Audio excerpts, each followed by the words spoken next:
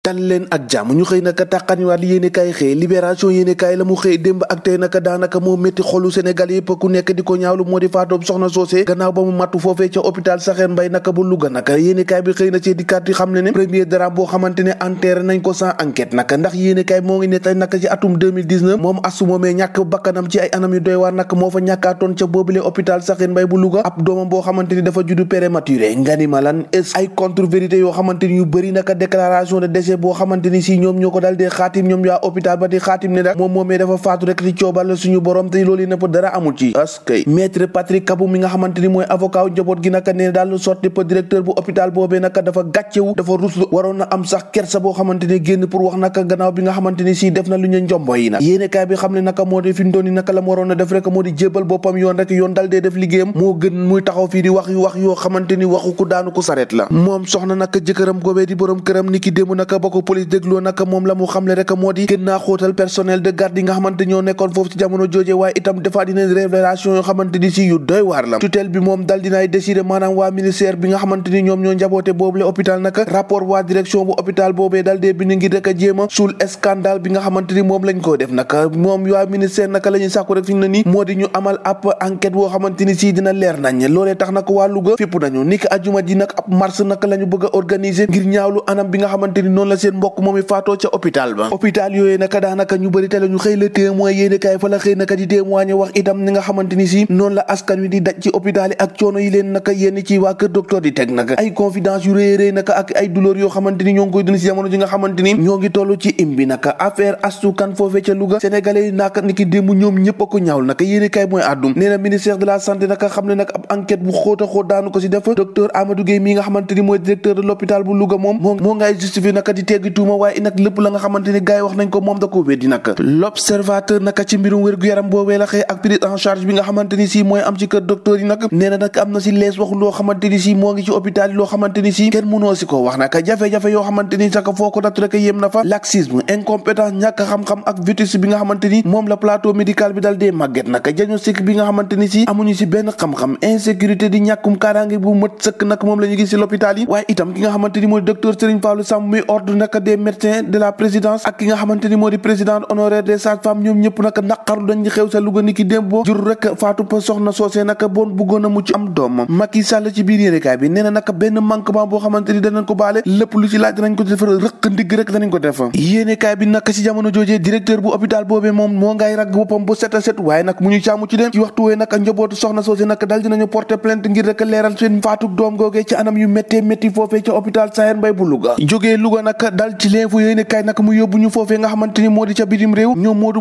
yi naka ñoo fësal seenu mer naka gannaaw bi nga xamante ni nañ leen ñoo ngay ñaawlu naka brutalité maanaam buntu xataal bi nga xamante ni ñoo ngi koy dund ak policiers yi foofee lu ñu mel naka moo tax ñoom ñëpp nag ni ki démb ñu génn dafa marché ngir ñaawlu ko naqarlu anam bi nga xamante ni moom la ñuy dund foofee ca bitim réew jógee bitim réew ñëw dal ci Sud Quotidien yéenekaay moom yi wax ci opération Jokko ak Macky bi nga xamante ni si moom la Macky xewal naka ak élection législative yi ñu waajal naka le pouvoir nag moo ngay draguer ndaw ñi maanaam naka bu doon nag ab sëy la nag ci jamono ji nag bu doon ndaw ñi ay jànq lañ ci jamono ji naka Macky Sall moo ngi koy jéem a mbaraan Tribune yéenekaay na projet de loi jëm ci modifier code électoral bi naka jamono ji nga xamante ni Macky Sall moo ngi jéem a violer la loi naka Tribune yéenekaay ca la xëy ñu xëy ci leneen ci lii Quotidien Djibril Wade mi nga xamante ni si jamono ji naka nee na saraax naka ci camp présidentiel maire Biscuiterie mi naka dal dinay jébalu ci waa Benno Bokk Yaakaar booba ak léegi nag def na benn weer nga ni ma cay transhumance booba ak léegi def na weer naka ñu ànd ak L'As Quotidien mi nga xëy yaat dem ca Casamance gannaaw bi nga xamante ni si ñoo ngi amal ay opération de sécurisation armée bi naka bi la yoon dóor nañ bu baax a baax ci poste rebelle yi naka am na yu bëri yoo xamante ni teg nañ ko loxo ci jamono ji nag ñoo ngay gën a raafal naka di dem di gën a jege nag ñi nga xamante ni si ñoo di rebelle yi nekkoon foofee ca Casamance tàggat yaram wax ci suñu lamb yéenekaay ak jàkkaarloo bu njëkk bi war a am ci diggante Reug-Reug ak Sa Thiès naka yéenekaay bi ne boo moytu naka ab guerre sans merci naka dina dox ci diggante ñoom ñaar ñooñi Reug-Reug ci biir yéenekaay nee na fukki combat bu ñu ko tegaloon dinaa ko daan moom Sa Thiès naka tontu ko te naan ko dama laa may chance kon mook ñoo ko déggandoo